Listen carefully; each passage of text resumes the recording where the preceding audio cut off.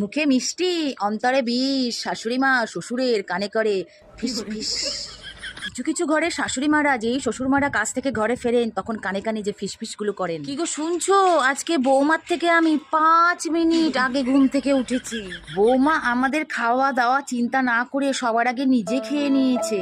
আঙুল গুনে গুনে, আঙুলের কর গুনে গুনে কাজের হিসেব নিকেশ শুরু হয়ে যাবে যে বৌমা এই কাজ করেছে আর শাশুড়ি মা এই কাজ করেছে। কাজের মধ্যে তার দাঁত ব্রাশও থাকে, তার বাথরুম যাওয়াও থাকে, তার স্নান করাও থাকে, তার প্রতিবেশীদের সঙ্গে গল্প করাও থাকে। বৌমা কি কাজ করে? শুধু বাচ্চা দেখাশুনো করে, বাচ্চার পড়ায়, এই ঠাকুরের ফুল তোলে, ঠাকুর পুজো করে, একটু রান্না করে, আর হয়তো বাসন মাজে কখনো সখনো, আর হয়তো উঠোনটা ঝাড় দিল, মাঝে মধ্যে ঘর মোছে, এই টুকটাক। এগুলো আবার কাজের পর্যায়ে পড়ে নাকি? বৌমা স্নান করতে গিয়ে মগ জল ঢাললো বেশি, তার হিসেব শুরু হয়ে যাবে। জানো তো আজ বৌমা চায়ের সঙ্গে একটার বেশি বিস্কুট খেয়েছে।